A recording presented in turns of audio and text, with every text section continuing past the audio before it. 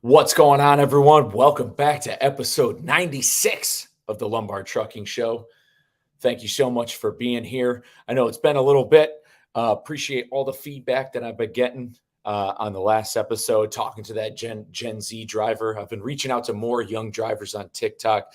I've been finding these stories more and more valuable. There's a lot of interesting people on there. If you're a driver, if you're a broker, if you're in the industry, if you're on LinkedIn watching this and you don't have a TikTok, get yourself on there. I know I've said this before. We know that it's Chinese malware, absolutely spying on us or whatever it's doing. But get on there because that's where all the drivers are. That's where you can get a lot of insight in the industry. And there's a lot of people telling their stories on there that I find valuable. Been looking forward to this show for a while. Got an awesome guest I'm looking to bring on. First and foremost, though, before I get into his introduction, did want to say that there has a list that's come out recently, the top 100 trucking shows that you should be listening to. That's what the link said. And on that list, this show landed at number 17 in the wheelhouse around other very good trucking and transportation shows with my friend Aaron Dunn over there at Trucking for Millennials, as well as Ken of Let's Truck. He's got his show. There's a lot of shows on there, very prestigious crowd that I'm among, but I couldn't do that without you guys listening. So I do appreciate that a lot. But without any further delay, because this is going to be an amazing conversation, it's definitely one it's been a long time coming. I first discovered this gentleman. He went on mutual friend of the show, Gord McGill's show, The Voice of Gord. If you haven't checked out Gord's show, definitely go ahead and check that out. He's just recently released an episode with the modern day philosopher Michael Belzer, who spent time in the trucking industry pre and post deregulation. He wrote a book called Sweatshops on Wheels, goes really deep into stuff regarding the Motor Carrier Act. The gentleman I'm about to bring on has been on several episodes of Gord's show because of his expertise on what we're going to be talking about with AI and autonomous technology. He's a 6-year Air Force veteran, Syracuse graduate, all around phenomenal human being, very, very smart. And I'm honored to welcome to the show, Mr. James Year. Welcome to the show, brother. Hey, everybody. It's a pleasure. Glad to have you here, man. We are live right now, and you can't see it in the view counter who's tuning in on LinkedIn and Twitter, but going live has definitely helped with the reach on the show, engaging with some comments. So if anybody chimes in, you've got certain specific questions, we'll try to get to them. But with that, man, let's talk about it, dude. What's your story? Where are you from? I was originally born and raised on a small family farm up in Northwest Iowa. Yeah, wasn't a whole lot of opportunities for me up here. So like right after that, I joined the Air Force. I was a loadmaster on C-130s for about 6 years. Hauled a lot of international freight, kicked out paratroopers, all that kind of stuff all throughout Europe, Africa, and the Middle East. Not so much paratroopers in the Middle East or anything like that. It's mainly training kind of stuff. Got out in 2014, then immediately went back into the college scene to get my degree with a post 9/11 GI Bill. Got a sociology degree over at the University of Iowa because, globetrotting over 40 countries in Europe, Africa, and the Middle East for a 19 or 18-year-old farm kid was definitely a lot to see and a lot to process. So I figured sociology would be a pretty good way to put all that in context. Kind of fell in love with it. And then during that time, I picked up a camera while working at the Daily Iowan. It's a student newspaper, but it's a pretty damn good one. And I found a lot of success there and figured that I'm better with a camera than I am with anything else. I just ran with that ever since. So bounced around in a different school, Ohio University for a little bit. Then COVID hit, became a mailman. And now I'm up in, just finished up at Syracuse University and currently finishing a master's project on the automation of trucking and what that means for drivers. So that's awesome. So that's like the 30,000 foot, 30-second life story right there. Yeah, it's the elevator pitch. If you don't mind, I want to backtrack. I want to see if we actually crossed paths. So you were loading. You're a loadmaster on C-130s. Were you in Manas by any chance in Kyrgyzstan? No. We would fly through there occasionally. Every time I went over to Iraq or Afghanistan, we usually flew in through Tbilisi, Georgia, and then would drop in from there. So yeah, unfortunately, I've heard some stories about Manas. Never made it over that way though. unfortunately. Yeah, we had, that's where our layover was before we would fly into Leatherneck. It said we flew like on the way there, flew from North Carolina to Maine, Bangor, Maine, to and then layover in Sofia, Bulgaria. Then so from Sofia we would go to Manas, and you're there for like 3 days.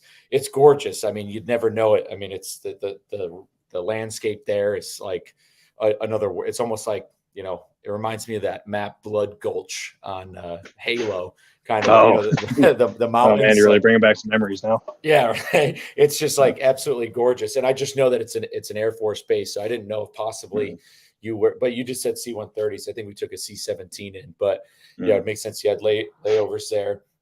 But yeah, so sociology, definitely an awesome course to go to for the undergrad. But no, student paper is a newspaper nonetheless. Even our little newspaper at the school I went to, the University of New Haven, it was, you know, the people who wrote for it and stuff loves like getting those stories out there.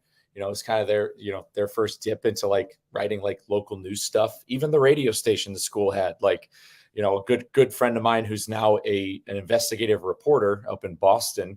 You know, he was heavy into our school's radio. You know, so that's good stuff people get into, kind of get them along. Now, you picked up the camera. Are you still working as a photographer now? Yeah, that's a primary medium that I work in there. So it's kind of like long form social documentary kind of stuff. It's the track that I'm trying to go in, which, you know, that's basically what the project that I'm working on right now is, predominantly visual and a lot of writing and a little bit of video. Awesome. No, that's sweet. So you go to Syracuse. You're getting now, what was your master's in again? Multimedia photography and design. Okay, so just advancing on that photography. Yeah. That you had been picking up, but your graduate project. Now, how did going to school? Now, this is the crossroads I'm looking at. How did going to school for photography get you down this road of wanting to do, you know, your project regarding autonomous vehicles and trucking? Where did that kind of come to play? As far as the decision to start focusing on trucking was, it's kind of like the convergence of everything that I know. You know, like hauling freight in airplanes isn't entirely dissimilar from, you know, hauling freight with trucks. With sociology, I'm able to take a lot of the sociological perspectives and training that I had with that and apply it with camera work to, you know, kind of create something meaningful that can start good conversations about where we're headed. As far as like where this project actually originated, it was actually when I was working in the post office during COVID. I was stuck in the car getting chased around by dogs all day. So I read like 80 audiobooks. I brushed up on a lot of sociology stuff, went into political social theory. Economics history was a really big thing, American history, all that kind of stuff. And every single book that I read from The Technology Trap by Carl Benedict Fry, The War on Normal People by Andrew Yang, there's a lot, and there's a bunch of other technology books that I read, and each single one of them talked about trucking in a major way. And it seemed like the pieces fit. It was something that I was able to do because, like, anytime you're talking about something that's very big and broad with, you know, multinational companies and all that kind of stuff, getting access to that is basically impossible for a journalist. But, you know, within trucking, it's been decentralized to the point where all these owner operators, it's, you know, it's doable. And also when you're talking about, you know, machine learning, AI, and all that, it's very, very difficult to photograph an algorithm in a way that's meaningful for people. But everyone knows what a truck is, and everyone interacts with them, and, you know, on a daily basis for the most part. And it's kind of a really great way to illustrate what AI means on a bigger, broader scale, because it's ultimately going to be something that everyone has to deal with, and it's, if it goes wrong, it could go very, very, very wrong. And there needs to be a conversation about that. So that's, in a nutshell, that's it. Yeah, no, absolutely. And these conversations are going to keep happening. That's one of the reasons why you're on this show, so we can get this conversation, get this stuff on the record for people out there. So that way, when the movie screen changes and it's me as John Connor holding the American flag against the War of the Machines, they're going to know, oh my God, why didn't we listen to this episode 30 years ago? But yeah. no, that's a joke.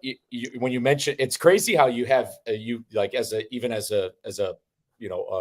mailman, and we respect the Postal Service on this show. I saw The Postman starring Kevin Costner. very patriotic job. Love it. Justin Martin, former postal worker. We respect the USPS on the show for sure. But she had a similar experience as drivers, and also friend of the show, Dom Tulo, up in New Jersey. We've had this discussion about how drivers, with their time behind the wheel, in this recent era of media, have been able to absorb a lot of information, a lot of audiobooks about this type of stuff. There's still somewhat negative connotations with drivers as being these kind of, ignorant last American cowboys who aren't paying attention and reading books like the academics of the world are. But the truth is, a lot of that stuff has, via technology has now been opening up these guys' minds. It's definitely helped them run successful businesses. It's definitely helped them get new information and, think more critically on certain things that they would otherwise not be paying attention to. And you got to experience that. And it kind of opened your mind up with these things. And going along with what you said about how all these guys like Yang, and how every time technology comes up, trucking is always the main topic.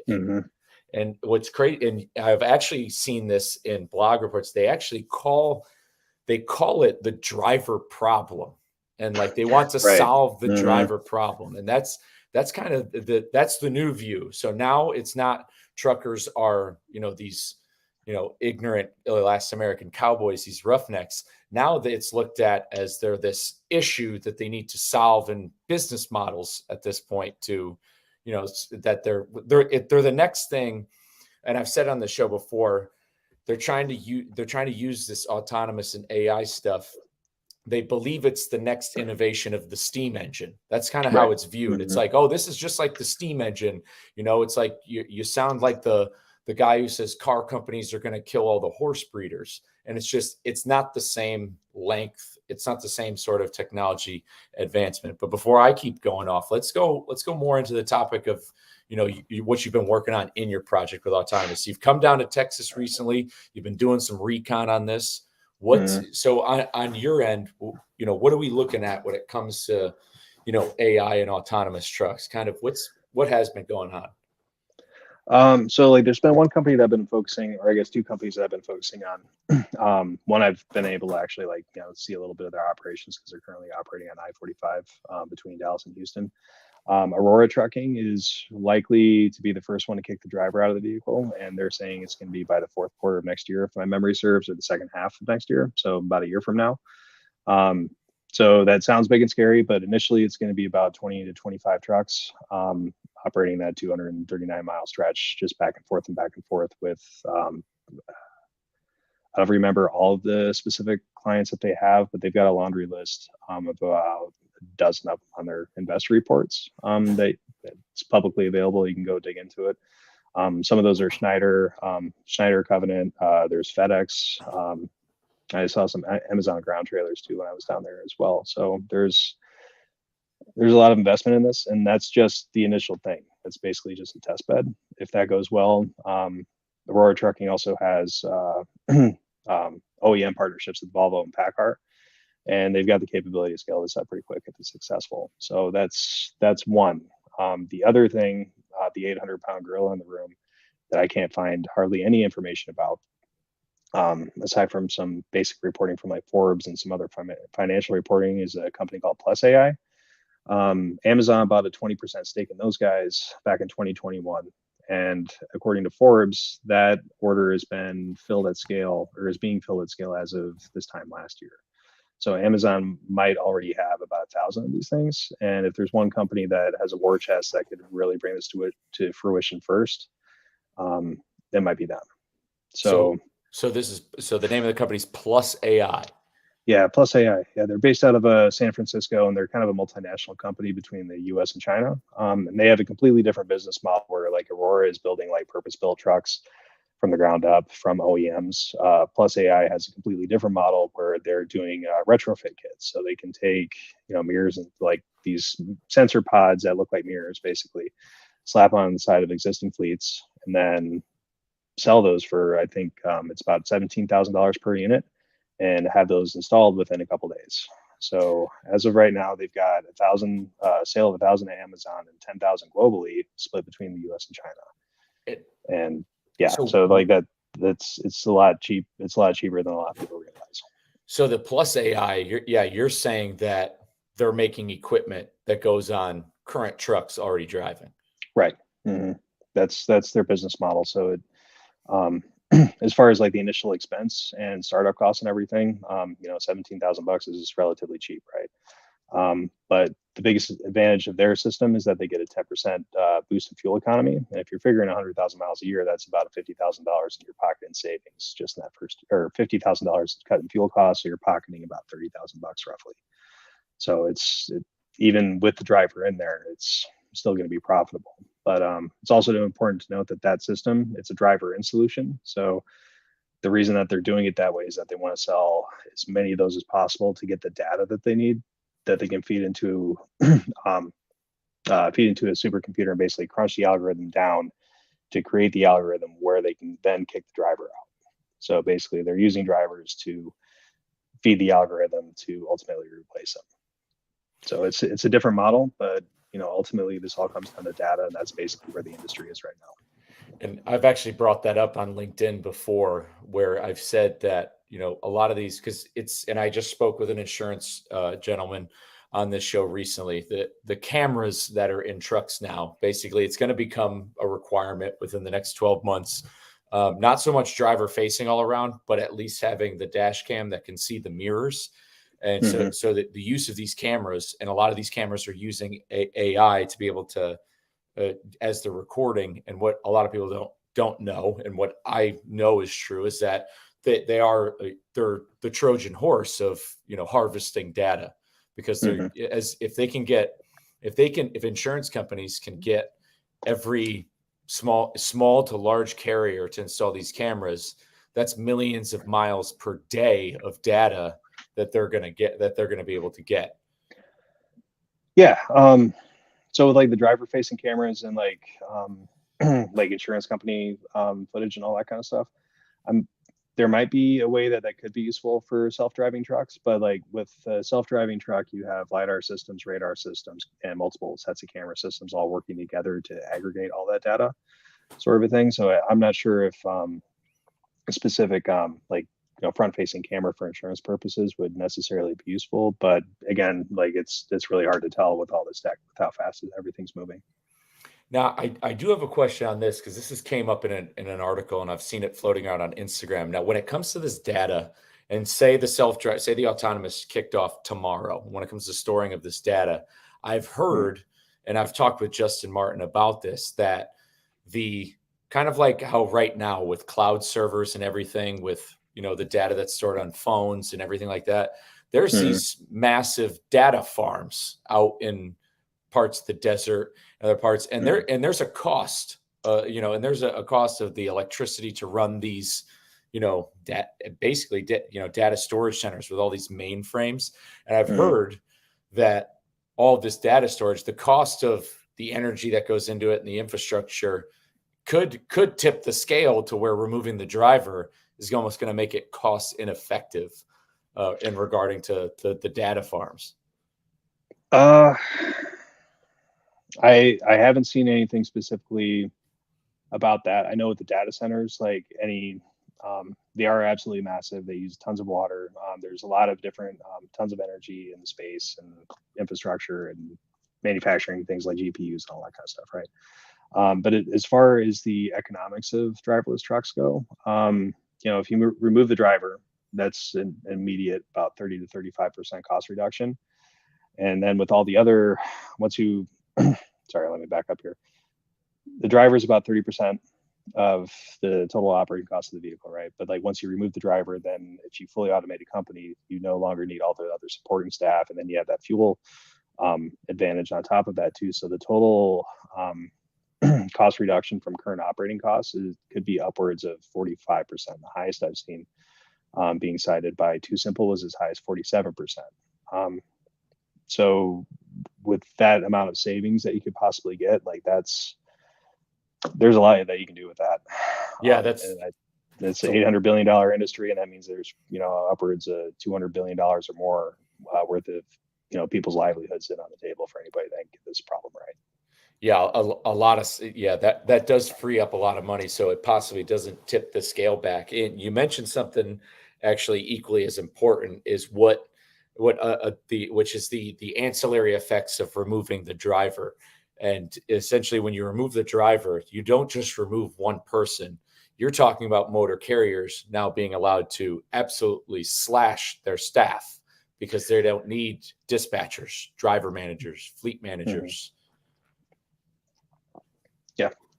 Yeah, it's like the downhill effects of all this too, and like that's just like within one company. Like if we remove the driver, now we're talking about truck stop, all the roadside services, taco stands at truck stops. Like, you know, there's all these other downhill effects that could cascade just from this one specific thing. It's not just going to affect drivers; it's going to affect lots and lots of people in surrounding areas of this economy. Yeah. But that's all like, you know, precipitated on the idea that this is going to happen everywhere to everything all at once, sort of a thing, and it's not going to be ubiquitous all across the board everywhere. It's going to happen in specific geographic areas first, and it's going to take time to build up to that. But it's even at that point, it's still going to cause lots of problems. Yeah, I don't see it ever happening as the snap of a fingers. And I have, from traveling the entire country, I can tell you, I mean, there are still truck stops who haven't, moved into who haven't moved out of the 70s, especially when you get to play, especially when you get west of 35 in rural populated areas that don't have a lot of people. Like there's not a lot of people there. So why are they going to build certain infrastructure? Even, the young lady I had on my show, Laura, the tiny bull hauler, she lived in upstate New York. She's 24 years old. And when, just 10 years ago, which is 2013, there wasn't they had no need for high speed internet where she lived in upstate New York, because it's just nobody wanted it. So kind of where they were kind of gate kept that out. So there's still parts of the country that will always, keep themselves held back from it. But Aurora's looking to gun this out. What I'm curious is how right we could be on that timeline, because if Aurora's saying the driver's going to be gone by the end of next year, and it's only going to be 25 to 30 trucks, how long between 25 to 30 trucks are they going to make that jump to 100, 200? Mm-hmm. Yeah, that remains to be seen too. And there's a couple different like subcategories of business models that they seem to be going after. So like there's going to be like the full on OEM trucks that themselves, but there's also some things in their investor reports that I've seen too that have like done driver as a service, where they're doing like subscription based models and like renting trucks out and all that kind of stuff. So it's a whole different thing. And then I have to brush up on all that too. I might not be 100% accurate on that, but like there's more than one way to skin a cat with this kind of technology. So like as far as scalability goes, if there's a lot of orders for these things, they could build a lot of them. So like one of their other competitors too just received an order from Loadsmith Trucking, I believe, for about 800 trucks. So it's, there's plenty of other competition out there that's moving pretty quick on this too. Yeah, I actually we were talking about Kodiak on Twitter today a little bit, and I made a TikTok video recently that kind of got pumped in the algorithm, where I say some pretty insulting things about the CEO of Kodiak. And Brett Sumo. Yeah, he's the one who the gentleman. Oh no. I have to go back in his video. He started the autonomous. He worked at Google, and then he started an autonomous thing. Uber bought it, and then Uber abandoned it. Don something. I'd have to look up his name. I've seen it too. I can't remember it off the top of my head.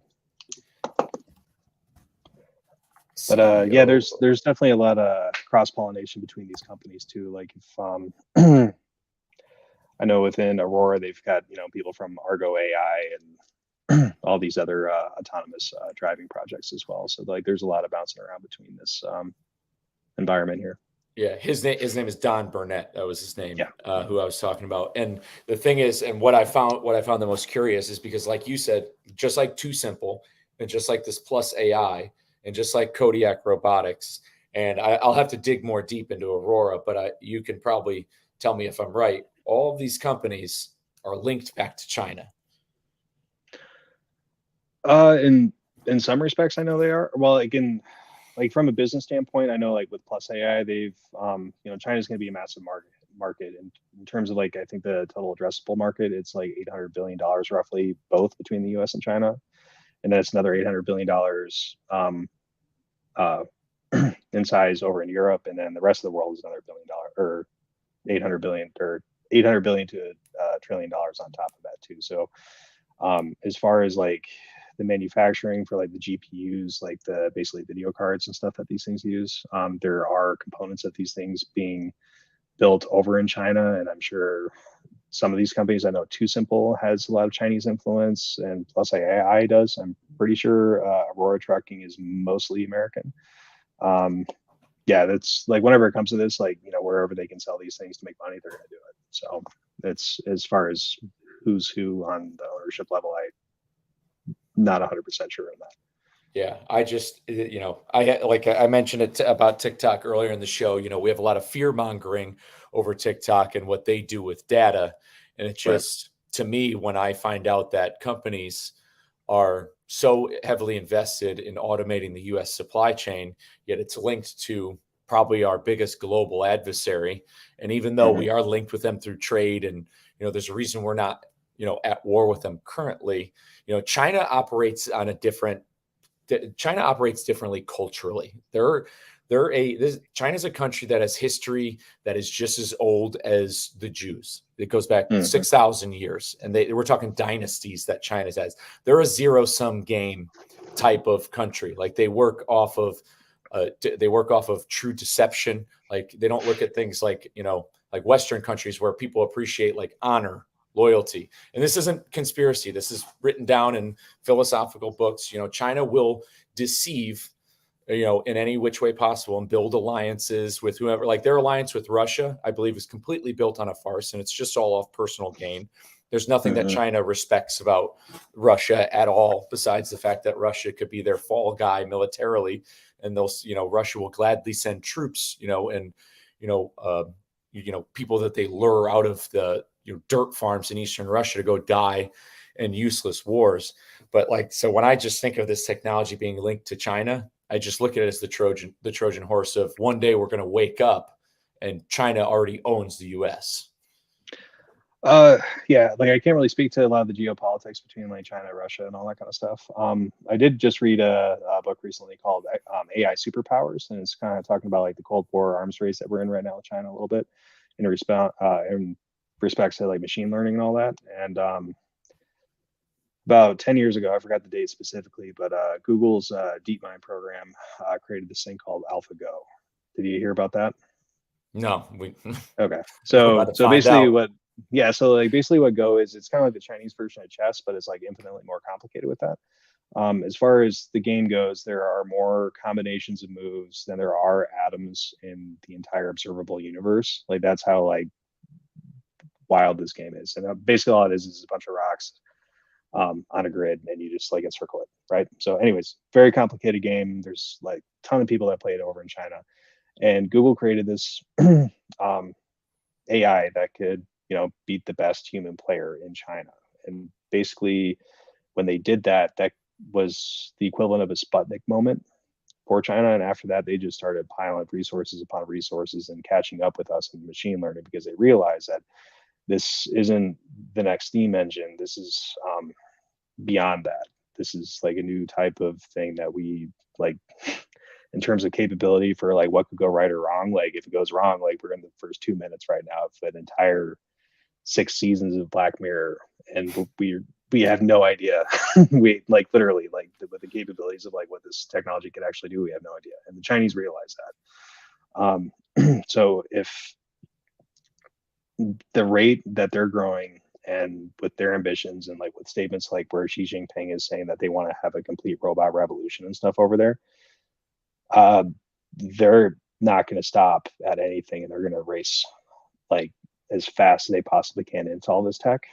And if you take that into consideration with like the massive amount of economic growth and explosion of the living standards for Chinese culture that they've seen and like within people's lifetimes in the last 20 years, the Chinese population is going to be much more amenable to accepting all these changes from AI, because they've seen technology within their living memory really make things better. But in the last 30 years in the United States, it's a lot harder for Americans to say the same things, especially if you're in the Rust Belt or at Appalachia. So like over here, change is kind of a dirty word in politics because, a lot of areas haven't seen the benefits of all this change because it's been geographically locked to, bigger urban areas, sort of a thing. So like if we're talking about the competition between the United States and China, that's going to be a very significant obstacle for us. And there's going to be a lot of resistance, I believe, in America just because of that. Yeah, because I mean, we're already seeing even on both sides of the aisle here politically, there are I'd almost say it's bipartisan. There's definitely a lot of fear and apprehension towards some of this.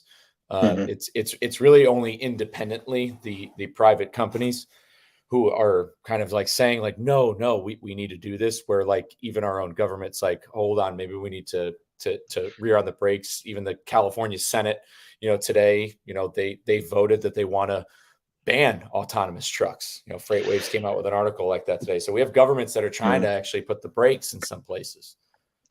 Yeah, and with like AB 316 specifically on California that you mentioned there, from my understanding of it, Governor Newsom is planning on shooting that down. Is that still the case, or did that change recently? I'm gonna have to look more into that. I didn't know if the Freightwaves article mentioned that. I wouldn't be Yeah. surprised because I know that like a lot of these tech companies are in places like San Francisco, and San Francisco is a city that probably can't afford to lose Yeah. those businesses who bring very good jobs to the city.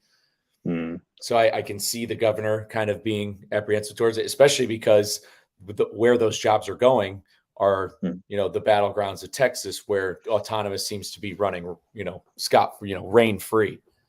Yeah, and that's exactly what the governor's letter mentioned too, is all the interstate competition that they have with exactly states like Texas. But that same dynamic, same argument is also going to play out on a multinational level too, like between the U.S. and China, like I mentioned previously.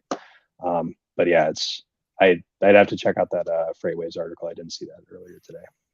Yeah. Now, so kind of to round things off in regards to the trucking aspect, we see Aurora's. We know what Aurora's timeline is, but is there any inkling on solving the issues of weather with this technology? That seems to be what is holding them. That seems to be what the kind of the nail in the coffin has been with some of these autonomous trucks. The lidar systems is, is Canada going to be able to operate this?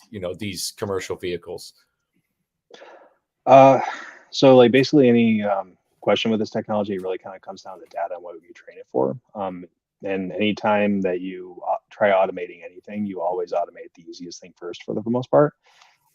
So as far as solving the weather, I'm sure if they run it up in North Dakota or something like that during blizzards, I'm sure they could probably figure out a way to do it. But that's going to take more R&D. It's going to take more research. It's going to take more time, and it's going to take more money and more investment. When you could just run it down south and just start running developing freight lanes and lowering rates and consolidating the market. And, yeah, because conquering the world. the truth is they could use AI and stuff to reorganize freight lanes in order to optimize how they would best use it. Hmm. Now, I want to know your personal opinion. So, what do you think? Should, if you're the emperor of America, or if you're the king of the trucking industry, say you're the god emperor of logistics, what are you putting in place right now? Kind of what changes would you make? Oh, what changes would I make to AI and trucking policy and that sort of thing? Yeah. Uh, that's $1 million question or $1 trillion question that I am not anywhere remotely close to being qualified to answer. um, I do have a lot of concerns with how this could go, because if we lose too many jobs too quickly, and people aren't able to adapt to new changes or be able to get retrained, or if they get retrained in AI like in 10 years from now, gets it to the point where you have to go get retrained again, that's going to create a lot of social and economic and political instabilities. Um, as far as change, like specific changes, I don't know, man. I really don't know. Like No. this is one of those problems where like I believe that people need at least some agency or control over and how this is going to be done, and like the benefits of this need to be shared, where it's not only going to be people getting rich on the coast, like anybody, like everybody needs access to be able to sustain and maintain their lifestyles. If this technology is going to be accepted and it's going to be viable, otherwise otherwise people are going to reject it and it's going to be a bad thing. So it's kind of a non-answer to all this. And, anybody that can answer that specific question to how to fix all this in a way that we're not going to like be at each other's throats and be happy with the results of all of it, that, if you can answer that question, you're going to have a very, very comfortable salary. No, absolutely. Well, that's why I like your answer, because your answer is the honest one. And I think the actual problem is that there are too many people thinking they do know the answer. And when in reality, they don't, and they don't see kind of what's, they're not seeing the forward part. And I kind of want to go on that. The people who are kind of rooting for this technology, we were talking before the show, in the broker side of the world, just in regards to AI, there's a lot of people who are trying to work with AI for route optimization for trucks. And there's a lot of brokers who are very, forward and forthcoming on this stuff. They believe that it's going to make, they believe that it's going to save them time in regards to what they're doing for their job. Are they right? Do they have a reason to kind of cheer for some of this stuff? Yeah. So like there are going to be positives and, benefits to all this kind of technology. Like, any type of technology is, it's a value neutral thing. It kind of depends on how you use it. Right. So like in terms of what it means for your job at work, AI is going to make lots of problems easier for you to solve. It's going to make you more efficient. It's going to make you faster.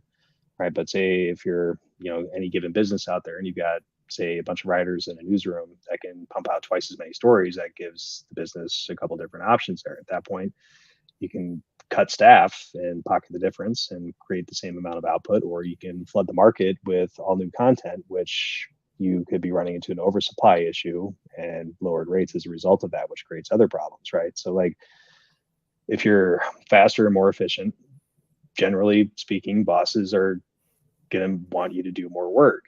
And if AI takes the easiest parts of your job and automates it and leaves you with the hardest parts of your job, is that really making your life easier? So it's kind of more of a long-term question. Like right now with AI, we kind of all had like this big honeymoon phase because like nothing really bad has happened yet. And like we're still learning how to play this new board game that just got thrown at us like 10 months ago, sort of a thing. So like right now it might not seem like too bad of a thing, but 2 years from now, we might be singing an entirely different tune. So it's just something to think about. Yeah. I mean, I look at this, it's a meme that I've basically been seeing for the past, X amount of years. People will always go on social media and they'll be like, oh, so-and-so got fired. And ever since they got fired, I had to pick up his work, but yet I haven't gotten a raise, or I haven't gotten, anything sort of happen. And I think that people are kind of not realizing that just because the AI is not a real person, that even though some work is going to be taken away, there's going to be more and more demanded from you, and you're not going to have the salary to reflect it, or the salary is just simply going to be reduced. Yeah. It's like ultimately, like, say if you're a writer doing news stories or like weather reporting or something like that for a newspaper, turns out you really don't need a person there anymore to start doing those stories. And we're already seeing newsrooms throughout the US starting to use that technology to replace those roles entirely. But it's going to be one of those things where AI is going to continually get better and better at an exponential rate, and it's going to keep chipping away at specific tasks and specific jobs. So like the benefits that you might be seeing now, they're going to figure out ways, or like tech developers, management, and all these other people that are going to be using this technology are going to figure out ways to do more and more of the work with this tool, because ultimately it's going to be faster, more efficient, safer, whatever, than humans can be in the not too distant future. So it's going to be something everybody has to deal with. It's heavy stuff. And I've said this multiple times. I don't think what people understand is, even though this productivity is going to skyrocket and jobs and wages will be lost, especially. So if we just take it to trucking, you just mentioned that, possibly there's quotes of removing the driver and then the ancillary staff that comes with that driver of dispatchers, managers, safety personnel, X number of mechanics, whatever it might be. with all of that, like even though they're saving up to 47% of the operational cost of that truck, they're going to use that money towards other things for the efficiencies of the business, but it's never going to lower the price of anything. That's um, it could. I think that's kind of more of a moral decision on like the basis of like who owns these things, if like how much costs are actually going to be going down. I think in the short term, you could absolutely see rates going down because it's going to be how these companies are going to be increasing market share and consolidating the market, right? So I don't think with that 47%, 45, 47% figure, that's a little bit misleading. So just because they're able to cut that amount of operating costs doesn't mean that rates are going to go down 45, 47%. Like this technology is going to have other associated costs. Like you're going to have like people like doing pre-trip inspections or like enhanced pre-trip inspections, refueling, maintenance, all that kind of stuff, right? Data management is going to be a new thing, and all that. So there are going to be new costs and new jobs created, but ultimately, if you're talking about somebody that's doing refueling and pre-trip inspections, that's probably not going to be a great job. Yeah. So one thing that I did hear recently from owner of a power only trucking company down in Dallas is that she saw this company out there called Gatic AI, and they do LTL last mile delivery stuff for grocery stores. And that company has got a lot of investment from Walmart and Microsoft, and they're already hauling, I believe, autonomous freight down in Dallas and Arkansas, sort of a thing. But according to her, when she saw them at a tech convention, that company was saying that they're able to undercut freight rates by 10% right off the bat. So I think that 5-10% lowering your rates could be a pretty realistic thing. Yeah, no, that would be a huge. I mean, we've already Yeah. seen the freight rates dropping being a nail in the coffin, and I'm not even talking so much about the freight rates because, as we've been seeing for the last 2 years, essentially, with freight rates dropping to the levels that they're at now, just because the rates have dropped, nothing that hits the shelves has become cheaper, and that's kind of what I'm even for at the bottom dollar cost for the consumer. So when it comes to going to the grocery store, if those trucks rolled out tomorrow, if the snap of the fingers happened, I don't see any companies. Maybe Walmart could drop their prices because they're already as low as they can be. But in reality, we've seen freight rates at their lowest that we've seen basically since 2009. I haven't noticed anything getting cheaper, and it's kind of my argument. Yeah, well, yeah, it kind of goes back to kind of that moral decision on on behalf of those businesses and stuff too. I think there was a report that came out of Congress. I think it's a Congressional Budget Office or something like that. I'd have to double check and get back to you. But it's about 40% of the cost of inflation right now is just price gouging, is what it is. So just because they lower costs doesn't mean that they're obligated to lower cost to consumers unless there's that competition that forces that. Ultimately, a lot of these businesses have a fiduciary obligation to their shareholders. So that's if you gotta pay Big Daddy Starbucks for your investments and everything, that's where the money's got to go. Yeah, that's my issue with kind of how the American economy runs. People love saying, "Oh, free market, free market." I believe that the free market is dictated by consumers and by true supply and demand, and I don't believe that the will of your shareholders in the Wall Street casino is anything relative to a free market. Personally, when you're working as a business to please shareholders and not please your customers, I don't think that to me isn't a market. Like to me, that doesn't make any sense because it's simple. It's you have Joe the plumber exists. He charges X amount for his services, but then Rick the plumber comes along. He does the same service but better, but Rick is a little bit more than Joe, but Rick does the better job, so people go to him anyway, so he makes more money. But the guy who's working less works for cheap. It's competition.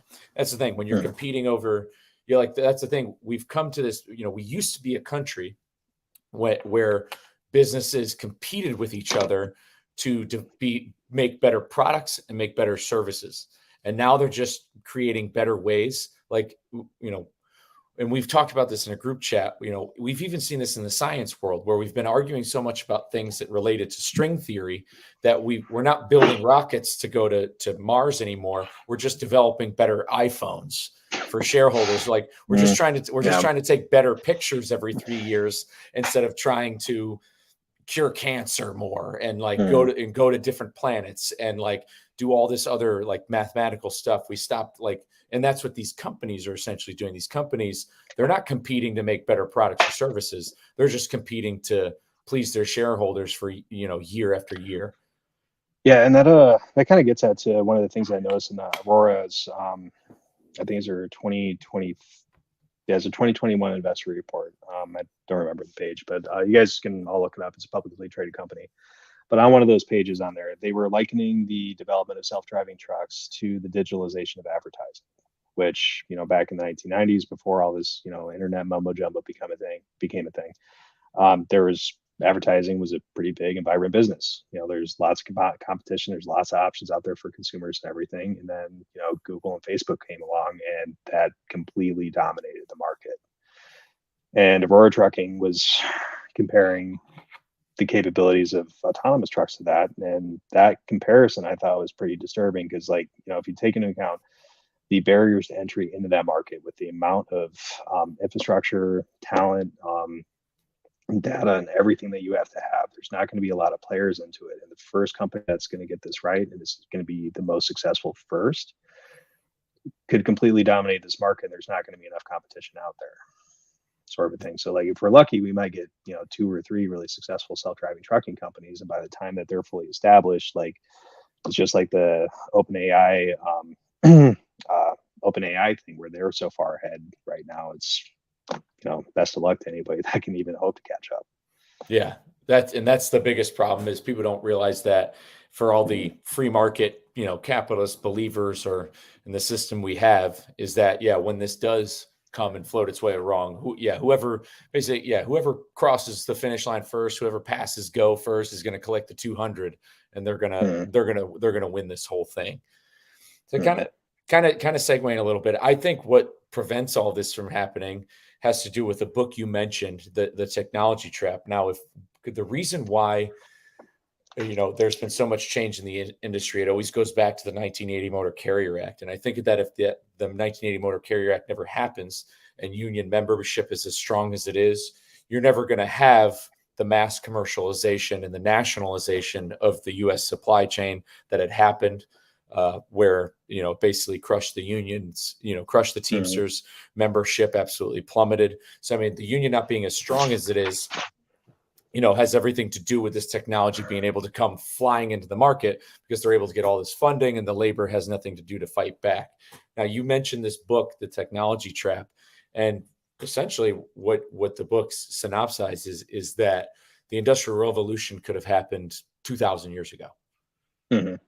And I don't think a lot of people realize this. They think that, for 6,000 years or for 4,000 years, we were using rocks.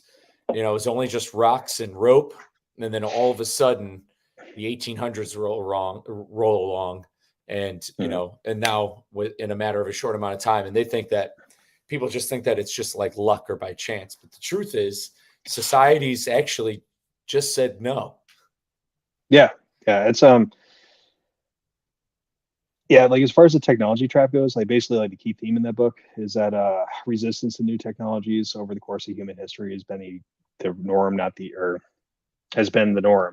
exception. So, back in ancient Rome, if somebody created a new machine that could put all the peasants and the Roman citizenry and stuff out of business, a lot of the times they would, take the guy out back and you never see him again, just because the powers that be at the time were that afraid of what could happen if you destabilize people's livelihoods that much.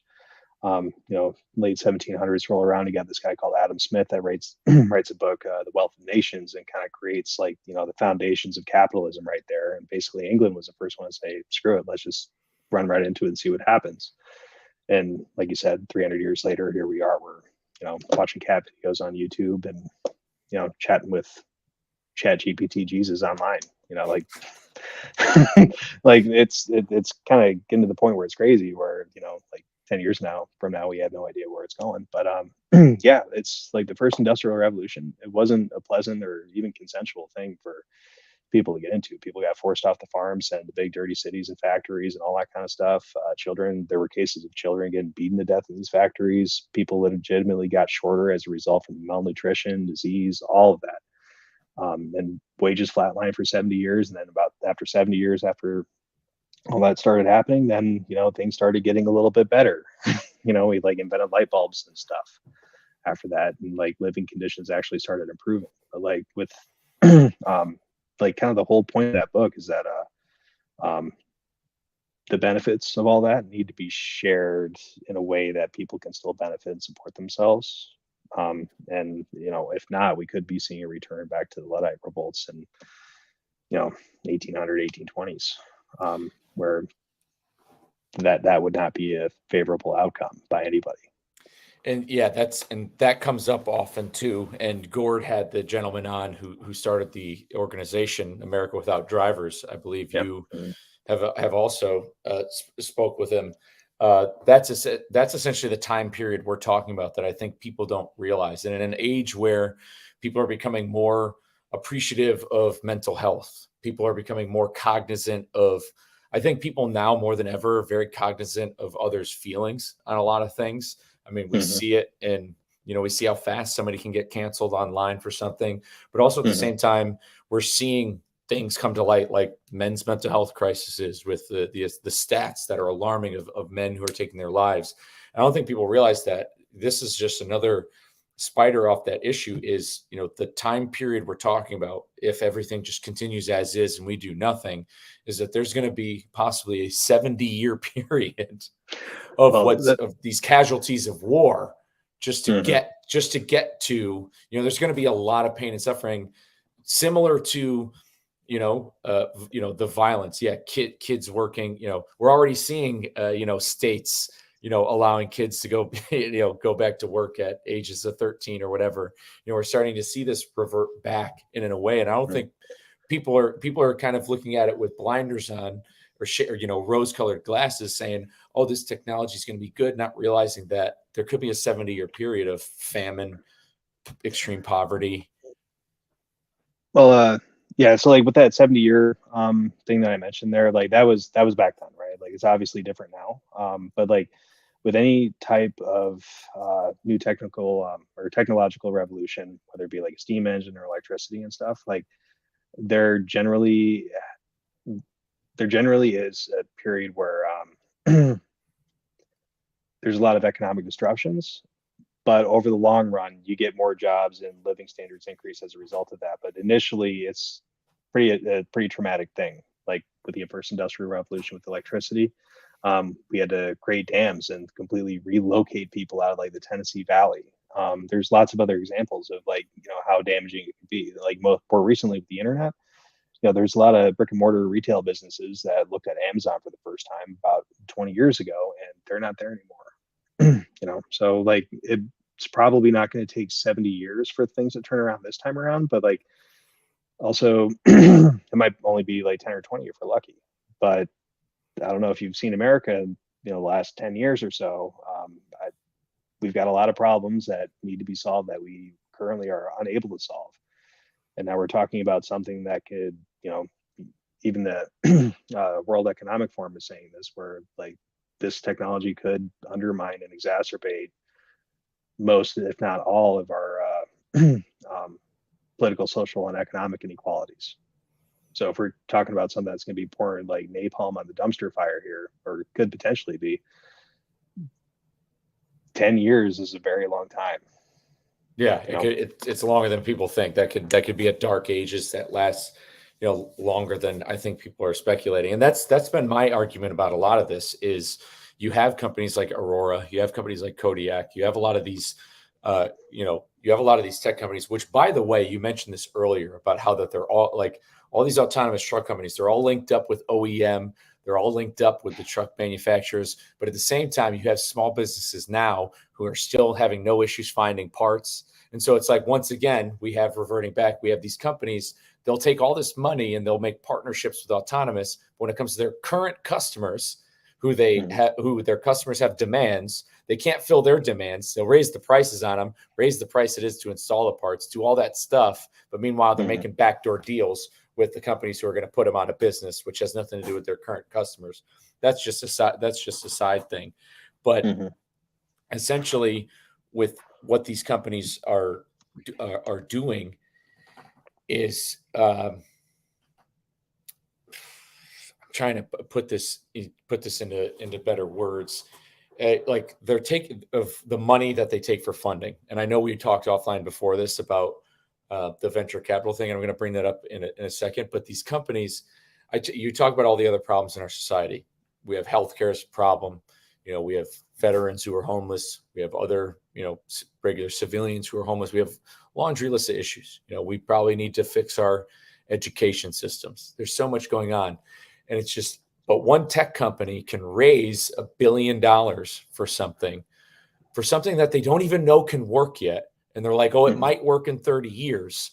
And it's just, we have all this financial money fiscally being poured into this technology, which we know that there's books about, that we're making podcasts about, that we're arguing about, could probably upend society as a whole and make us go through a 10-year dark ages. But what if we took all those resources and we put them into, we put them into, I don't know, crumbling infrastructure, the healthcare system, not making life-saving medicine costing $800 a pill or something like that. And I know, and I understand this is kind of moral and maybe a little bit more, subjective or what have you. But I think society as a whole, I think if you polled everybody, I think we took 500 people right now and we said, hey, do you think that Aurora Trucking should get $10 billion to build robot trucks? Or do you think we should make cancer treatment for everybody free? I think all 500 people are going to go with the second option. Yeah. That kind of gets like to the inequality problem that we currently have too. It's kind of a difficult thing for me to address. There's kind of a lot going on there, but I think probably the best way to get at that is that, and this might be kind of a controversial take a little bit, but let it out. Yeah. So if you take into account going back to the steam engine, all that kind of stuff like that, those technologies legitimately did make things better for people over the long run. Again, cat videos and all the goofy stuff on the internet these days, right? But the capabilities of AI, if it goes right, if we get it right and we figure it out and we have ways for people to get their needs met and all this kind of stuff, this technology legitimately could be the best thing that's ever happened to us. It could. And we could be able to solve diseases. We can get clean energy, and we haven't even touched on quantum computing yet. And that's another 10-ton gorilla in the room where that's further exponential explosion on top of all the other stuff that we're already talking about. 2040, 2050, Elon Musk said recently that the next 20, 30 years can be completely unrecognizable to now. And I think he's right. And if we get that right, we could, legitimately be talking about some sort of tech utopia, maybe, sort of, not really, whatever you want to call it, kind of a thing. So I think that is important to consider here, is that the long-term effects of this, our great-great-grandchildren could be much, much, much, much better off, where the possibilities are literally limitless. Once you get sorry, 1 second. If an artificial general intelligence comes around, which is the holy grail for all of this thing, there's no limitations at that point. We could, figure out black holes and create legitimately flying cars and stuff at that point. So there are good reasons to do this, but as the last 300 years has shown us, is that we haven't handled that very well. And the last 20 years we haven't handled that well. Makes me extremely skeptical of this. So I wouldn't exactly demonize tech to the nth degree all of the time, because I think there is some legitimate possibilities here, but there definitely needs to be some showings of good faith in this to the general public, and I think that's the biggest thing out of all of this. Yeah, I've mentioned that on the show too about AI, where I truly think that and I've seen what it's been doing in the medical field, and that's where a lot of people have kind of uh, been a little bit like, and that's where people who uh, like me, I'm not sympathetic towards tech. You know, me, I very much, rip it apart on this show, and I Mm, badmouth it, etc. But that's where I've seen the positive parts of when it comes to the advances, what it could do for doctors, what it could do for diagnosis, what it can mm, do for all these things, what it could do for those things. And yeah, I think you're absolutely right. And and I'm kind of echoing my buddy Reed here. There's a lot of, we're kind of trying to become anti-doomer talkers in mhm, that respect. But like, we're trying to manifest the positivity, and I I'm inclined to agree with what you just said. I think, yeah, I mhm, think if rolled out the right way, and I know the right way is another term, well, Xi Jinping, I'm sure, thinks that there's a right way to roll it out between what, the president of, France thinks is the right way to roll it out. But in reality, we know that there's a right way to roll it out. And it's like you said, a way that's going to benefit all society, creating better equality. But it comes down to, if we want it to roll out the right way, mhm. it comes down to, we're going to need a full overhaul of the type of people who work in a Congress, and we're going to need an overhaul of who we're electing. And kind of going back to what we were just talking about, is we have all these other problems that we need to fix instead of, trying to make robot trucks.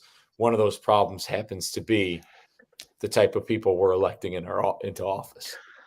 Yeah, and you know, not I'm trying to well, screw, I'll just say it. Like Dianne Feinstein is on the congressional committee that's overseeing this stuff, and you've got other people like Mitch McConnell. That's there is a very significant problem from a regulatory standpoint. The upside of that, not to not to be ageist or anything like that, but like the upside of that is that, did you see that congressional hearing back in June where they brought in IBM? There's another guy, and then Sam Altman from OpenAI. Yes, yeah, yeah, yeah. When they brought them in Yeah, for the inquiry. yeah. So that was like the most refreshing thing in politics that I have seen in living memory. I would have to say. Right now, like this issue hasn't been politicized between like red team versus blue team bullshit. Sorry, probably a family show here, but it hasn't been politicized yet, and there's a lot of willingness for open cooperation on this. The caveat to that being, though, is that like if you have a bunch of tech companies coming in, saying please regulate us, like we want to be regulated, please figure all this out, blah blah blah blah blah, but only do it in the ways that we want to be regulated. That creates kind of another issue there where I'm a little bit skeptical, but at least for right now, and I really hope it stays this way, that the left versus right part of American politics is relatively neutral on the political games, because if it delves into everything that we've seen over the last 20 years, that's the best way to guarantee that nothing is going to get done, and that's the best way to guarantee a very bad outcome, in my Yeah. opinion. No, So you're absolutely right. And I think what's great about topics like this, and the reason why I like to stick with them, like when it comes to AI and autonomous, when it comes to anything in transportation, is with all the other polarizing issues we got going on in this country, they truly are. And I talked about this with Mr. Yancey, insurance guy. These are truly issues that you can bring people together on. Like when it comes to mm, transportation, when it comes to trucks, everybody needs them. Like when it comes to like the plights of what's going on for truckers with wanting overtime, wanting better pay, like wanting a toilet, basic things like that. You can't find an argument where, oh my God, you want those things, you're a crazy communist, or you're a crazy right wing supreme. Like you can't polarize it. Same thing with AI and autonomous is, to support AI and autonomous doesn't put you in this one side of the line that makes you unable to cooperate with each other. And I think that those are positives to take out of this. yeah, and kind of the interesting thing, I'm not excited for this at all, but I could totally see this happening. According to the University of Michigan last year, they came out with a study saying that 500,000 drivers could be out of a job within the foreseeable future from a partial implementation of this technology. Don't quote me on exactly all of that, but that was basically the gist of it. And I've seen some other stuff where the estimates range as high as I believe it was like 2.1 million by 2040 or so could be out of work as a result of driverless trucks. If you take in like the bigger picture side of this, like around that same time, there's going to be lots of college kids that are getting degrees right now and stuff like accounting, business analytics, any like boardroom CEO degree fields, all the way down to OnlyFans. There's generated video is a thing, and like that type of video already exists, right? Like everybody in every conceivable market, this technology is general purpose and it's being applied everywhere simultaneously, right? Kai-Fu Lee, the guy that wrote AI Superpowers, estimates that we could be losing 40% of all jobs within the United States by 2035, 12 years from now, right? So like if even that is like 25% true, truckers are going to have a lot of strange bedfellows, like college students that are going to be in the same boat with lots of debt, lots of problems as a result of this, not being able to get retrained. And college students or people are going to have a hard time justifying going to college, I believe, by then, because they're not going to know what's going to be a good return on investment with how fast this technology is going to, So they're within that problem with like the changing nature of work, where like work could literally continually be getting less and less and keep going away, as like Daniel Susskind from Oxford University would make the case. There's a lot of possibilities here for cooperation and being able to solve this problem democratically in a way that we can live with. And I think that's one of the hopeful aspects of this, as horrifying as that situation is. Yeah, there could be a peaceful way to kind of navigate through this issue when, like you said, when a truck driver is out of work, and the kid who went to college for, the kid who went to college for virtually anything at this point, whether he went for business, whether he went for accounting. computer coding. ChatGPT can do that extremely well for entry level like college kids getting into like coding stuff right now. I'm sure that's going to be a controversial thing that a lot of people would argue with me on that, but like, you can just pick a different job, and it's, it's gonna happen to everybody at some point. Yeah, and if everybody's all standing on line together, then in a way, and this isn't even in a perfect world, this is just in reality. If all these people are standing on line together, it's okay. All these big businesses now have cut their operating, cut the cost of their labor by however much percent. They're still going to be able to generate this amount of revenue. Then that revenue is going to have to find a way to be shared with, going back to the population, or going back into certain ways to supplement what's going to be lost in income and in employment. Mm-hmm. So 500,000, you said, possibly within the next 12 years.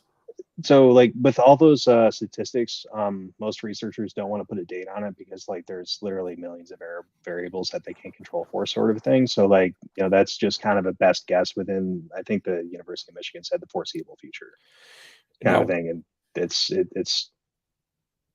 you can't really put a date on it, but some say it's going to happen really fast, like Kai-Fu Lee. Other people are more like Carl Benedict Fry from Oxford University put it at 47% of all jobs could be negatively impacted by automation by 2040 or by 2050. So like it's somewhere within that window, but it's definitely going to be very impactful. Like there's no getting around that. In your view, with what you've been working on with trucking, now I know Aurora is going to have their small fleet on 45, on Texas highways next year. But do you think overall, in the grand scheme of transportation, is this going to hit the box truck first? Or, which way is this going? Is it going to hit the guys who are operating like the box trucks? Or are we talking, is this going to be the coast to coast 53-foot dry van trailers? Great question. So what I would expect to see is anything that's going to be the easiest thing where you can pump a dock is going to be the first things that are going to be targeted by it. And more specifically in line haul. The reason that this change is happening, and we're going to be seeing this happen in Texas first, is that it's a real big state with multiple very high density freight markets. And these companies are targeting the highest density freight markets first to get the biggest return on investment. Like with I-45 down in Texas, it's about that's worth about $3 to $4 billion annually, according to Too Simple's 2021 investor report. So that's going to be kind of the biggest thing right there. So like I would expect to see dry van, reefer, and parcel market, and especially the parcel market. I could see that being a very, very big thing, especially with Amazon, and especially with their competition with UPS and all the labor stuff that's going on with UPS, the Teamsters, and Amazon right now. Yeah, they're kind Keep of an eye on basically at that. war, and I really think the only thing that could, and if we're talking about if we're going to do anything to stop this sort of thing, I mean, I talk about Amazon unionizing all the time, and I think that that's what the Teamsters have been doing. That's what UAW is doing right now. I think they're trying to show a show of force, saying you can, hey, you can do this. This is what the power of what unionization can do. And I think I think they're trying to teach that to Amazon. Amazon's Mhm. still working off the same kind of logic mega carriers work off of, which is, hey, let's just keep this churn and burn going so nobody stays long enough to unionize. And I kind of think that that's what Amazon's playing. But going Mhm. back to what you just said about I-45, I'm thinking about the value of I-35 too. Laredo's set to grow more. They're building 3 new bridges, expanding the World Mhm. Trade Bridge. Mhm. The value coming, and I'm wondering how this is going to affect, because if the autonomous comes to Texas, what's stopping it from what's going to happen when it gets to Mexico? Because now in Mexico, a lot of these trucking companies are owned by criminals. Yeah. Yeah. As far as like the international aspect of things, I'm not sure how that's going to go, or even if that's going to be a general concern for the near future. Because like whenever it comes to trucking, and automation in general, like you're going to want to trim or cut the highest paying stuff first if you can, because that's where the highest degree of profit's going to come from. So like if you're talking about like wages down to Mexico with like I have no idea what the rates are in Mexico. I haven't looked into that sort of a thing, but it would make sense to me to like start exporting this technology across the border first, because rates are already lower there. That again, I could be entirely wrong. I haven't read up on what that is, but I absolutely expect Laredo to be a big hub. Too Simple announced that they were going to have a hub there before they decided to shift out of Texas. So I don't know what's happening with that. And then Aurora Trucking on their investor report maps also highlighted Laredo as a possible expansion route too. So yeah, just based on like the little growth map type of thing. Which and I'm still what makes me even more curious, because we talk about truck parking a lot on this show, and even with this technology rapidly approaching, you still have on I-35 going south, there's a brand new Love's that's about to open in between San Antonio and Laredo. There's new truck parking being built all over the country, and it's that, and that's where almost it almost it doesn't make sense. We're in a way where there's all this money, it's coming, it's inevitable, but all throughout the country, we're still building up infrastructure for truck parking. And I mean, obviously that truck parking is still going to be used. I'm sure something will end up happening with the truck stops and the hotels and stuff, where even though those trucks aren't going to stop, they're going to have to stop at certain points for maintenance, for blown tires, for whatever may happen. So they'll probably will still be a use for those massive parking lots. But Yeah. even in Texas, they're still building new truck parking, all while Texas. So Texas as a state is investing in these autonomous companies to come, but also for places for trucks with drivers to park. And it's just like nobody can make up can't make up their mind. Yeah. Have you heard about the transfer hub model? Yeah, the transfer hub model, which would be essentially the robot truck is primarily doing the load, and they're going to construct essentially like on the outskirts of towns, they'll construct drop yards where Yeah. those trailers get dropped, where then a final mile human driver will take it into the more complex parts of the cities. Because Texas, I know Texas, and especially places like Phoenix and Arizona, where it's really wide open and a lot of this infrastructure is new. I could see it like, I could see it very running smoothly. I'm worried about Mm. Philadelphia, New York City, Waterbury, Connecticut. I'm worried about the Yeah. Northeast and how the low overpasses and some of these roads you can't turn down. Yeah. Those are very frightening. Yeah.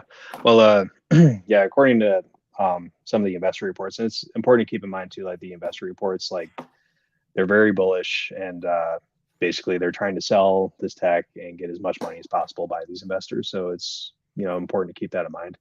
But in Aurora's investor report specifically, I think in 2023, I think they said this. I have to double check, but they don't expect this technology to be that far up north or up in the Northeast until at least like the end of the decade if it's wildly successful. Like in the meantime, like it's mainly going to be on very specific routes. So like I-45 is the big one right now. Kodiak is developing another route between Dallas and Atlanta. On I think that's I-20. Yeah. There's another, was it I-10, I-15? I think it's I-15 between Phoenix and Tucson.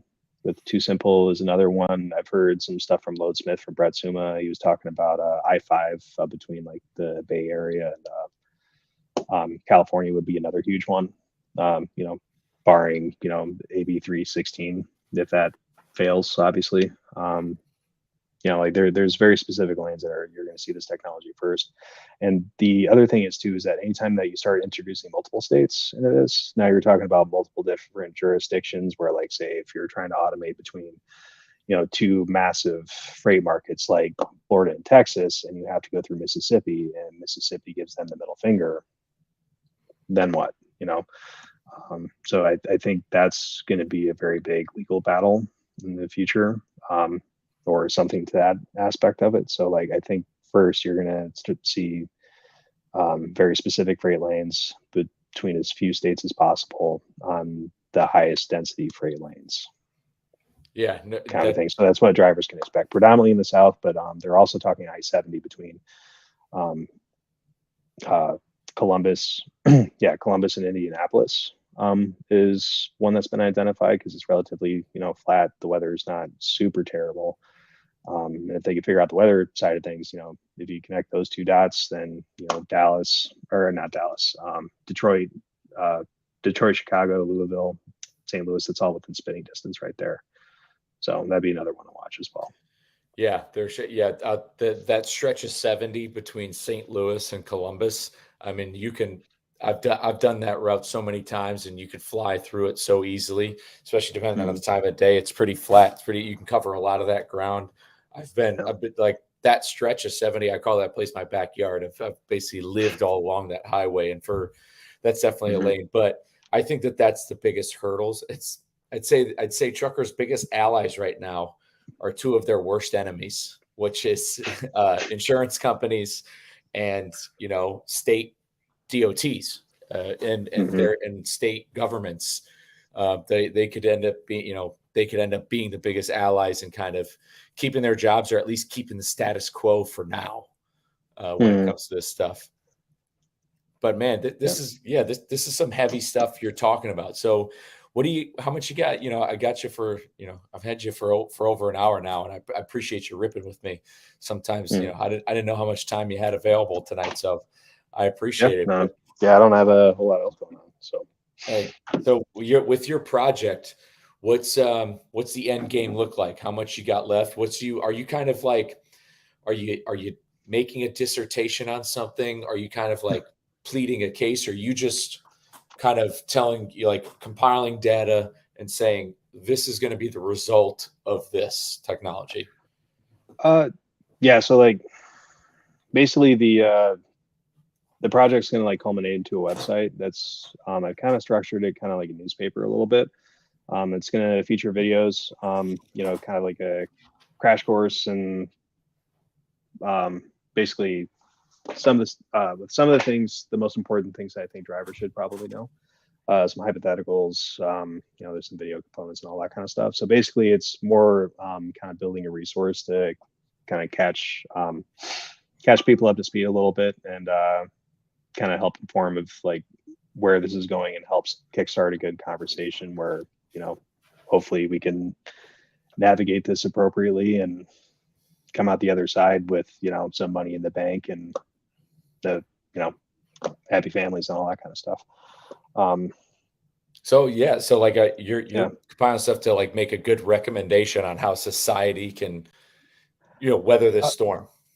uh, I wouldn't really say recommendations. Like I'm staying very, very far away from policy recommendations because Yeah. like when you start digging with that, then none of that is my decision. I am not qualified to say this is the perfect solution because anybody that says this is like the easy, the, the one size fits all solution to fix this problem is wrong, right? Like that's just how it is. Like societies are very complicated and difficult to understand, and like there's never an easy answer to any complex problem like this. So basically, like all it is doing is like, hey, this is what it is. This is what the problems are. If you're a driver, like this is the basics that you need to know to prove that it's here. This is happening, and it's going to start happening soon. And it's like the bigger picture part of it is that this is also going to be happening to everyone, and this is why this is important, and it's going to undermine a lot of other problems that we have. Is basically the entire thing in a nutshell.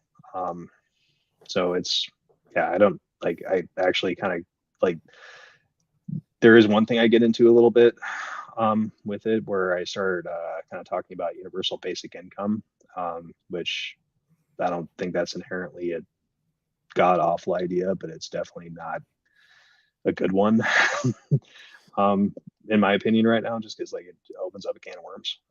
But I introduced some of the skepticisms with that idea, with hopefully starting a conversation for getting someplace else. So that's like it's ultimately a conversation starter and convincing people that this is happening because in my time out on the road, just the amount of skepticism out there about this technology is just unbelievable. Like it's so hard to talk to people about this because some people feel threatened is like, hey, this is how I support my family, and you're telling me that this might not be here in 10 years, and it's like that's the way it's trending. So yeah, it's more about kind of starting a conversation. Hopefully we can find something along the way that's better than this. No, I think that that's awesome. I think that that's the most important thing. And that's another point I've mentioned on this show several times is that, they love bringing up truckers. They love, Craig Fuller, CEO of FreightWaves, had a really good tweet explaining this. And I know I'm kind of butchering it a little bit, but he basically had talked about how big tech companies have been planning on this sort of technology taking out the blue collar 3D world first and foremost. They talked about it taking away, blue collar jobs, trucking essentially, and you can see the evidence by how many millions, billions of dollars has gone into it. And in the reality, the first people who've been on the firing line, we have Hollywood on strike. We have, we're seeing it happen with graphic design. The you bringing up OnlyFans is the best point because my friends over at Hard Factor, they were talking about a news story where there's these AI models now, modeling clothes, and it's not there yet. It's just there. You can kind of still tell it's like fake because of the absolute perfection of women's faces and stuff. But there are guys on Twitter arguing with AI models, like the account is being and they're already doing it. So it's like to see who's first on the firing line. Like, yeah, is Aurora going to be on the road next year? Sure, but at the same time, like, is these other people, working class people, who whether they have remote jobs or not, they're afraid. This is going to happen to everyone. It's an everyone situation, not just truckers, not just a plumber. Yeah, and that kind of is a pretty good segue into another really important point too. So like, say you're a driver and like 10 years from now, like you're working in the parcel line haul thing down in Texas, right? And you lose your job. With all the other technologies and developments that are happening right now, you might not be able to get another one like within that specific skill set. And at that point, like a lot of people are going to get stuck. Like if that should occur, a lot of people are going to get stuck with this decision. It's like, okay, do I go back to school? Well, the schools are, $10,000 to $25,000 per semester. Like how is anybody going to pay for that? So like there's a lot of bigger structural issues along with this where like if people start getting stuck in that situation, rules go right out the window, and like the political ramifications of that like could be severe. yeah. So Yeah, when you something to think take about. it, yeah, that's a straight out of that brings me to a Frederick Nietzsche quote, which is, man is the best hunter. You take away the bread, man's going to find a way to eat. Just Mhm. like the eagle, the bird, the same way. When you're starving, Mhm. you'll do anything to eat. What you'll resort to solve that problem of making sure you can eat. Yeah. For your family and stuff.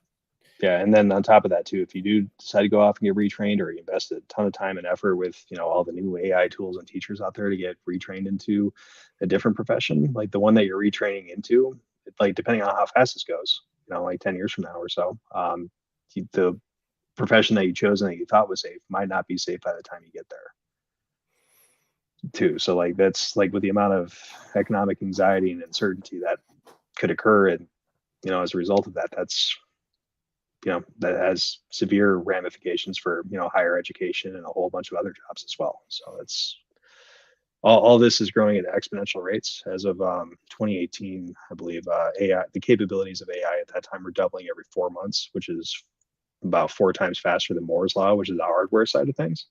So like this is, we're just into, like I said before, a new episode or a new season of man, I'm Black really Mirror. getting out of Black Mirror right now. So it's going to happen, and the faster it happens is going to dictate that it happens faster. So It's I kind of the kind nature of this. Yeah, so I kind of got like two questions left for you on that in regards to the education now, because that's been a huge debate over the past few years, especially since President Biden took office about student loans. And Mm-hmm. I personally, when it comes to the up at face value, I've said this openly, like I don't care about student loans getting forgiven, because from a moral standpoint, we've bailed out Yellow, who's now bankrupt. We bailed out the airlines, we bailed out banks, we bailed out the auto industry. These people who are these big companies that, instead of doing what's best for their customer, they did what's best for their shareholders, paid the price. They'll give their CEOs raises, and then they use their money for stock buybacks or whatever bullshit, and then say it's for grandma. And then they end up going belly up when shit hits the fan. So we bail those guys out, but then we essentially gaslit an entire generation that they have to go to school, take Mm-hmm. out mortgages to go to school, and then be like, oh, you can't get a job? Oh, well. And it's like, well, this is what you told me to do. So if up front, Mm-hmm. it's like student loans getting bailed out, I don't really have like an upfront, contempt for. But the issue is it doesn't solve the problem of, essentially government-backed loans that are going towards uh, things that we now know, jobs that we now know probably don't exist or aren't out there. And now we have a whole other, 500-pound gorillas, you say, in the room of, okay, we still have people going to school and they're paying all this money and they're still taking out student loans. Well, what's going to happen in 10, 12, the foreseeable future, as the people who are predicting this, like at University of Michigan say, what's going to happen now with school when it becomes absolutely worthless? So, going to college in some aspects is worthless. If it's not worth the money that you put in for the job you're getting, now what happens with whatever you go to school for now has lost all value.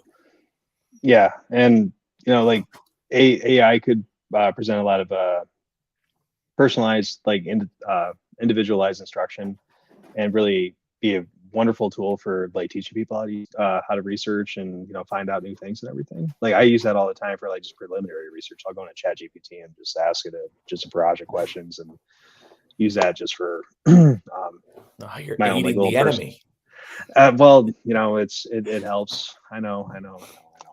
But anyways, like I can't even get around training AI because like all these AI services like what do you call it? Scrape my Instagram and all my images I don't want to be scraped by AI or getting scraped and fed into AI. So you really can't even get around it anymore. But yeah, what was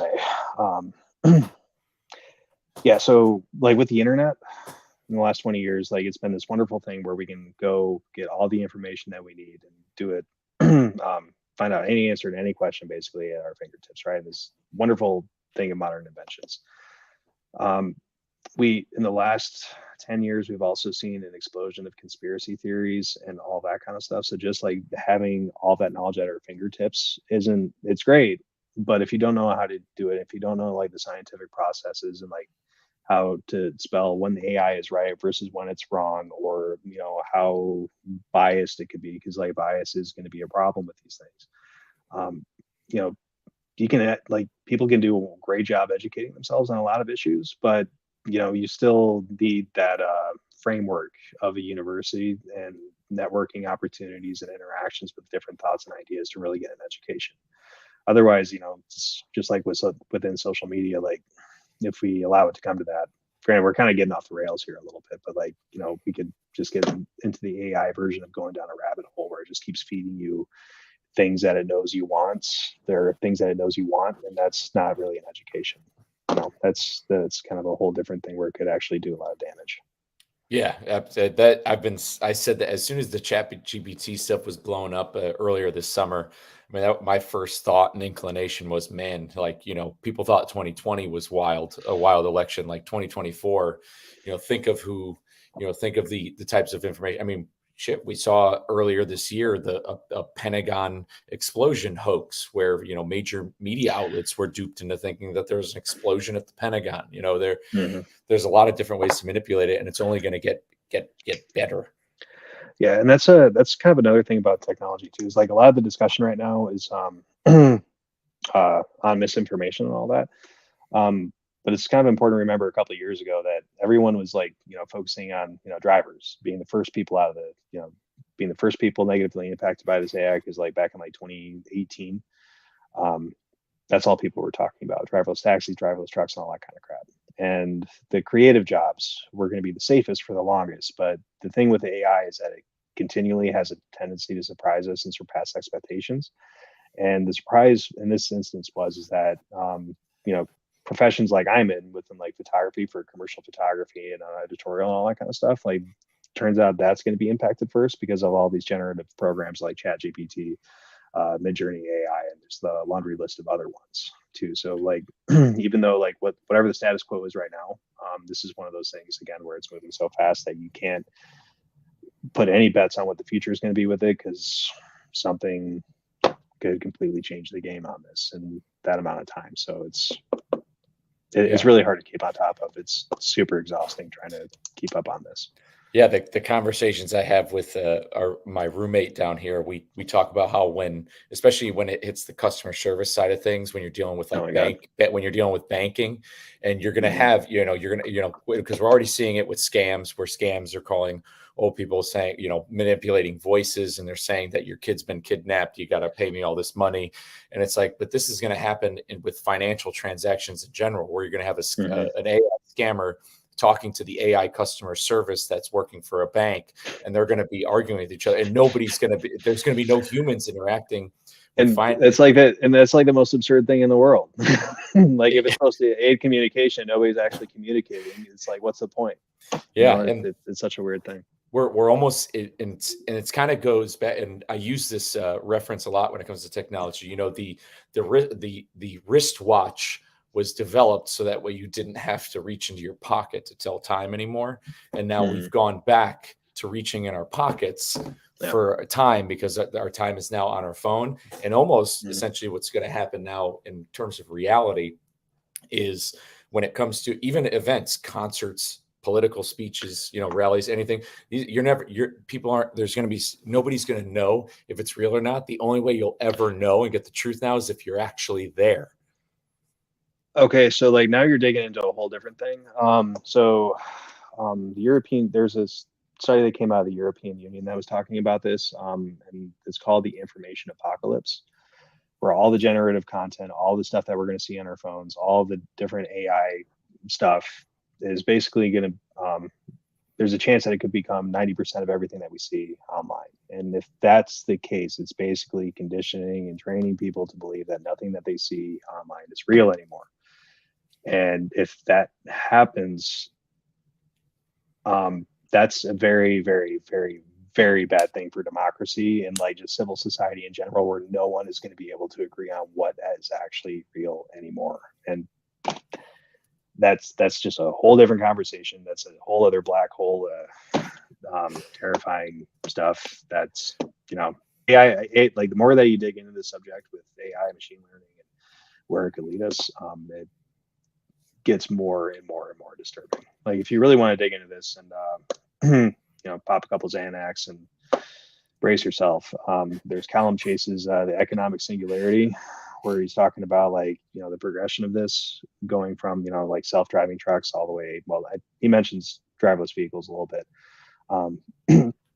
but by 2040, our computing power is going to be 8,000 times what it is now, and by 2050, it's going to be 1,000,000 times what it is now. And at that point, like there's really not much that these machines won't be able to do. And by then, if we create an artificial and general intelligence, which is completely different than what we have now is narrow AI. AGI is basically, it can do anything. All bets are off. Capitalism basically breaks down, and it could happen before that potentially. But that's where we open up Pandora's box. We have no idea what's on the other side of that. Yeah, because at that point, you're talking about self-aware. Yeah, that's the real Terminator type shit. Well, that's like just self-awareness is one thing. We're talking about something that can solve a black hole potentially, or like that there's literally no limit to what this stuff can do. And then if we're talking quantum computing, I don't know if you've ever dug into that. I'm trying to wrap my mind around that, but that's like literally computing with atoms. That's some people are saying that we're about 5 years away from that, and that's again like pouring 1,000 tons of napalm on top of a dumpster fire at that point. And that's the future is going to be extremely difficult to predict, and with all that kind of stuff like that, it's I don't know. I mean, you want to talk about it, and if we talk about a scary evolution, is this conversation happened the way we got here today? Is all this started was because I just wanted to buy a microphone and talk about my trucking story on a podcast. Mm-hmm. And then as I kept talking, I kept learning and meeting people, and then I discovered problems in the transportation industry I didn't know existed. Now I want to solve them. And then once I started peeling layers back to this onion, and now here we are talking about quantum mechanics possibly solving black holes and being able to compute for atoms. And it's kind of fascinating to me, but scary at the same time. But I kind of love it. Yeah, no, it's like like with where this technology is right now, like people really don't realize how like good this actually is. Mm-hmm. I don't know if you saw that 60 Minutes special that they did on AI. I think it was earlier this year, but like apparently they featured a program at Google where they had like these little miniature robots, sort of a thing, and they just told those little robots to play soccer. And they can get up and they can walk around and do all their type of deals. But like that algorithm was able to figure out how to do it itself, and it learned how to play soccer, and then it played thousands and thousands of matches virtually, like with programs in the Matrix, where they automatically download like how to fly a helicopter. Like, and those things were like developing new strategies for like passing and tactics and all that kind of stuff. And they actually got really good at it. There's another program that trained large language models on brain activity, and apparently they can reinterpret visuals from your dreams, which that's the implications of that are horrifying, but that's a real possibility now. Like 2 years from now, like I can't even imagine where we're going to be at. Google also figured out a way. I was at an Eddie Adams workshop up in upstate New York last year, and there's this representative from Google there, and he was saying that they figured out a way to take security camera footage, just a footage, no audio, and they're able to measure the vibrations of pixels and then recover that audio from the vibrations of pixels on stuff, effectively turning any camera into a microphone if you have a high enough frame rate for the shutters, or high enough frames per second. So like, this is just the tip of the iceberg, and there's a laundry list of other really concerning developments out there that, if it gets in the wrong hands, God help us, because there's no limit to any of this for how good or bad it could get. Man, downloading your dreams. I remember there was that guy who gave that TED talk about how he wanted to develop that technology that could do that. And I'm thinking, I've had dreams where I've met and been like best friends with people who don't exist in my life. Like where I've had a dream where the person I'm friends with in the dream is somebody I've never met. and they've been like my best friend. And this person is, there's somebody that somehow my mind saw them in a crowd somewhere, at a Steelers game or at a bar or walking out down on 6th Street, and this person popped in my head, and I don't have any idea who they are or their name. And yeah, that scares the ever living shit out of me. Yeah, But no, it's crazy with where it's at right now. And this is just like, again, like 2 years from now, it's gonna be a totally different ball game. oh yeah, and we're gonna have to we're gonna do some follow-ups on this, and we're gonna be tracking along on this stuff. We're gonna have to, as the technology progresses, we're gonna have to make more episodes on this. But we've been almost 2 hours on this, and that's what happens when you peel the layers of onion back. But I got one question that I guess would benefit people now is, I'm an 18-year, I'm 18 years old, you're talking to me. I'm 18. I'm not sure of my future. Number one, if I can go back to being 18 or 22, I'd probably re-enlist and stay in the Marines for that level of job security. But what's your message to somebody who's 18 years old right now? They're curious about their future. They don't know what they want to do career-wise. I know that you're not in the business of telling, giving recommendations or policies or kind of dictating one's life, but say you're 18. What are you doing over? Where are you headed? Okay, so if I was 18, knowing what I know now, I would still do the military.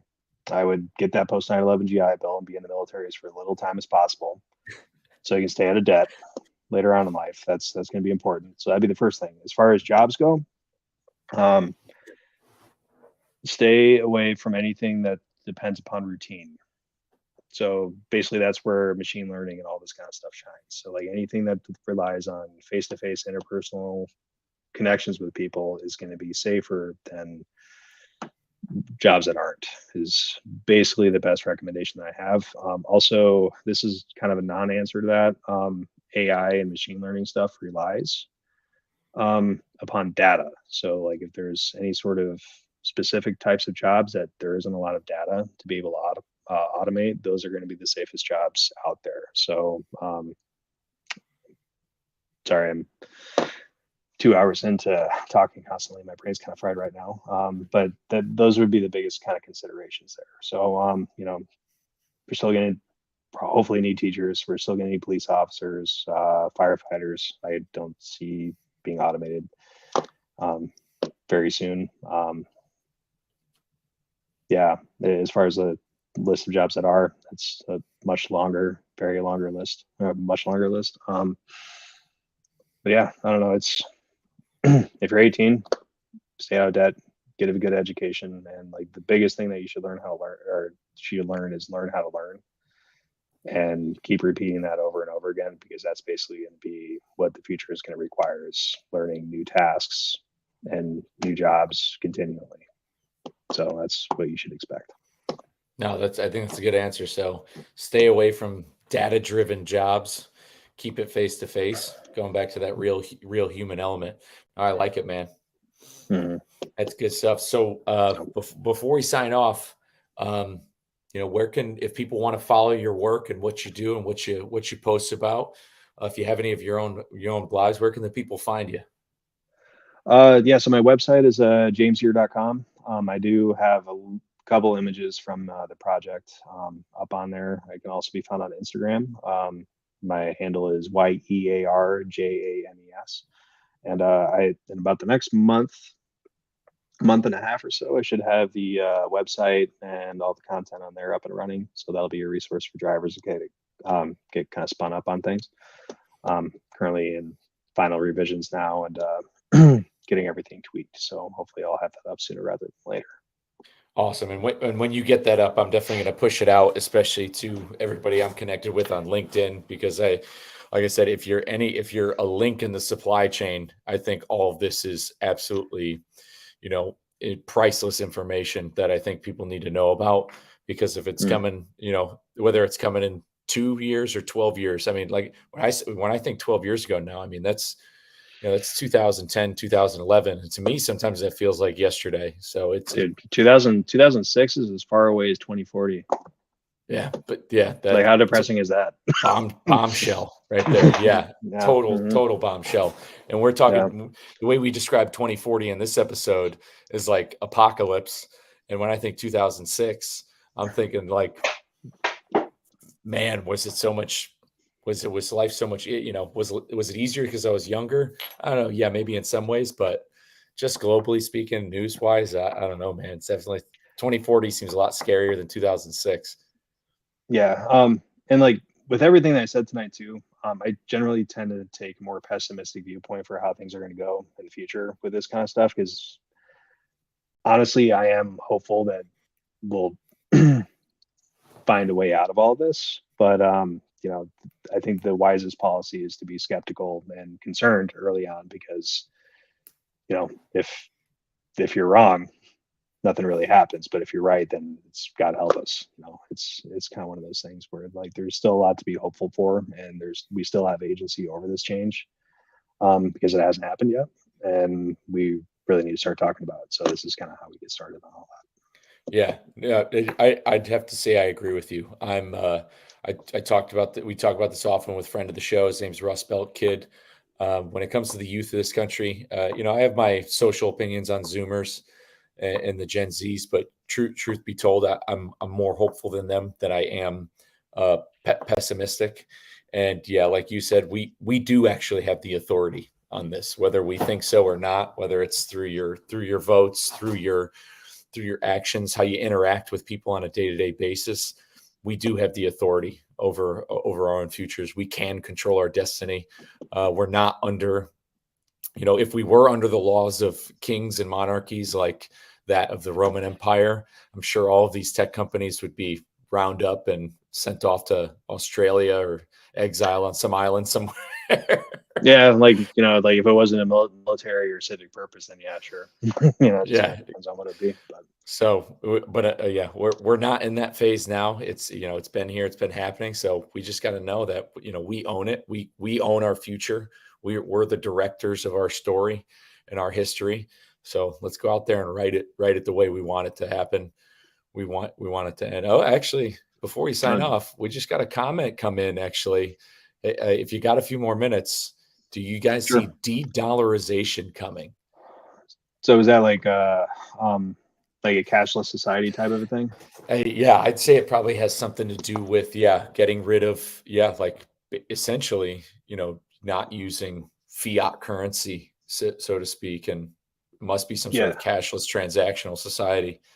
Uh, I could see it happening, but I don't really think that it's going to be mandated by the federal government type of a deal. Like when I was working in BRICS, I guess I don't know, BRICS. I I believe guess I'm he's not talking familiar with about that one. BRICS. I believe he's talking about the only BRICS I know of is the alliance that the Brazil the BRICS alliance, which has to do with like Oh, Brazil, South Africa, Russia, and a few other countries that have they basically made their own NATO. Okay. Uh, yeah. I really don't know a whole lot about that. Maybe. I know like China's kind of chomping at the bit for a new global reserve currency. That's pretty much the extent of my knowledge with that.